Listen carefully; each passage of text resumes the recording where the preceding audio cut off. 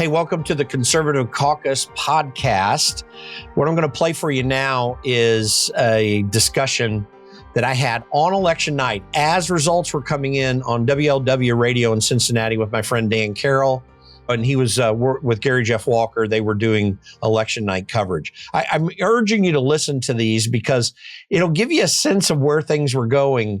And by the way, I kind of nailed it on my predictions, and they were questioning it. But more importantly, to get some insight into what it is that we were thinking on the day as a reminder, and some of the issues that were very important. I always have great interviews with Dan Carroll on WLW. So to connect with us, please go to our website, theconservativecaucus.org. Leave a message there. Help us develop this podcast by putting people on you're interested in hearing from. And seriously, any ideas that you've got, let me know at theconservativecaucus.org. Fill out our form there to get more info. Also, while you're there, make sure that you get grassroots lobbying tips, grassroots activism tips, our rebuttals to Democrats and their stupid ideas. And you'll want to get our Citizen Action Kit, which is available if you sign up on the top right of the web page. We have literally a grassroots university there that can help you be effective where you're at. We do grassroots trainings around the country, and we'll be doing a whole lot more of those. Certainly suggest some opportunities for some big thing going on in your area you'd like us to help train people up on and what to do. I often am showing up at those things. So with that, here's my conversation with Gary Jeff Walker and my friend Dan Carroll on WLW in Cincinnati. Our next guest is the president of the Conservative Caucus. He's been a great guest on my show, and at one time was the chief of staff for one of your favorite members of Congress. My representative, Thomas Massey, who was unopposed in this re-election. As well he should be. Exactly. Nobody's better than Thomas Massey. Jim Pfaff, good evening and welcome to the show. Thanks for having me. And yes, it was an honor to work for Thomas. He is the bomb. He's really great. So love Northern Kentucky. And as a native Hoosier myself, it's always great to be on with y'all. As I grew up, as Dan knows, with WLW and Reds baseball and Sports or Consequences. So this is always one of my favorite places to be. So what are you doing these days as president of the Conservative Caucus, Jim? So we're building out and re-expanding a build out of our grassroots network nationwide. We were founded in 1974 by Howard Phillips, an icon of the conservative movement. And I came on in the beginning of the year. They were looking for some new leadership. We've just finished up about $8 million of Trump independent expenditures around the country, mostly in the targeted states.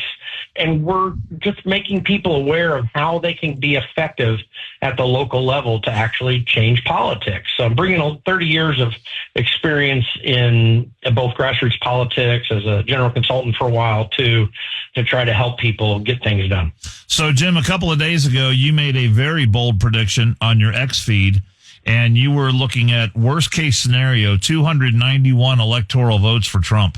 Pretty bold prediction right there. Tell me why you feel that way. And based on, even though it's still early, what we've seen so far tonight, how do you see things going and are they going that direction? And full disclosure, I am a human being. I don't know everything, but I've been handicapping these things for a long time.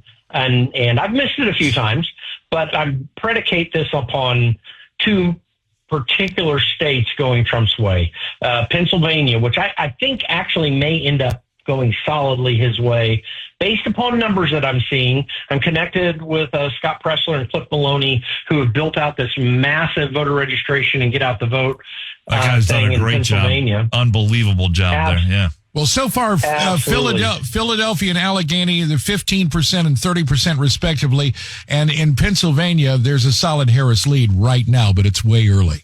Yeah, and it is because Allegheny and Philadelphia counties are coming in. Those are obviously heavily Democrat, but we've seen a massive upsurge in voter registration in that county as well. And I made my prediction before this data, but in that county as well, the early vote firewall in 2020 was somewhere between 1.2 and 1.5 million for Joe Biden. It's only about 400,000 for Kamala Harris right now. And Republican voter output in early voting is actually very, very good. We're seeing long lines even today. I'm getting reports from there. So I think, my belief is that Donald Trump's going to win Pennsylvania. And I also believe he's going to win Nevada, where you always wonder if the SEIU is going to steal it, so to speak, or, just do a massive turnout down in Clark County. But I believe that the numbers, at least in my mind, indicate that he's going to get that. And of course, I've got him with Arizona and Georgia and North Carolina also in his column. So that's why, and that's how you get there. But I think he could do much better than that. What do you make so far of what Whatley and Laura Trump have been doing so far? We've been talking a lot tonight about voter integrity, and I'm looking at some of the stuff that Whatley's been putting out over the last few hours, and this guy is trying to stay on top. And any irregularity that he's seeing out there, they're responding to it right away. Is that going to be enough to make a difference tonight?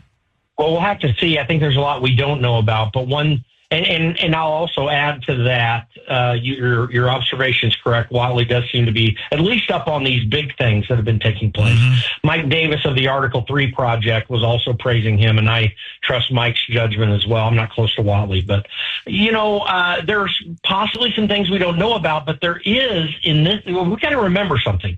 People on the Republican, conservative, pro-Trump side of things, they're going to be looking like hawks because they're already very worried about what may have happened in 2020. I know in Pennsylvania, that's one of the things that Cliff Maloney and Scott Presler have added. And there's results because I've been on X Spaces where they were documenting some things live and then just talking to the people that are on the ground around there. So I feel relatively certain that we'll be able to do some work to stop any problems.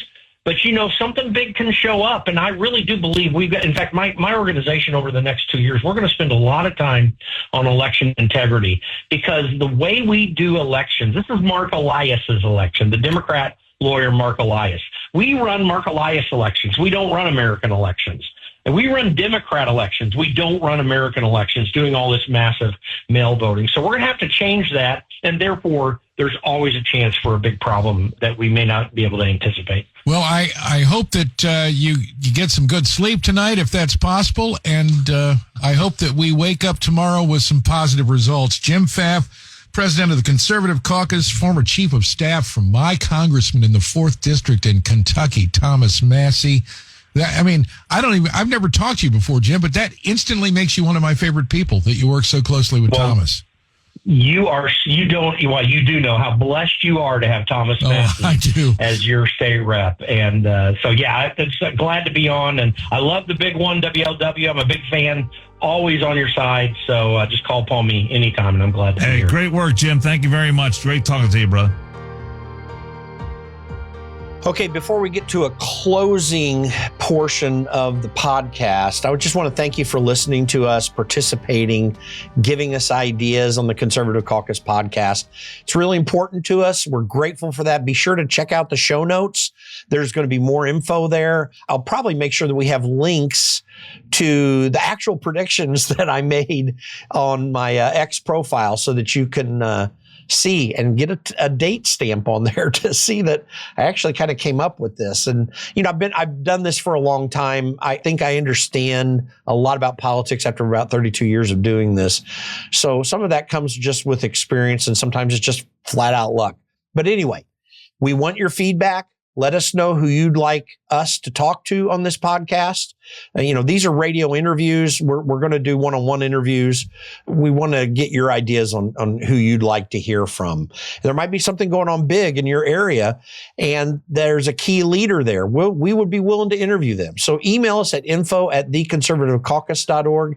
That's info@theconservativecaucus.org, and let us know who you'd like us to talk to, give us any feedback, let us know how we're doing. And of course, click to subscribe to the podcast on the app that you're listening to this on or the website that you're listening to it on. And thanks for listening to this episode. Share it with a friend, by the way, who might be interested as well.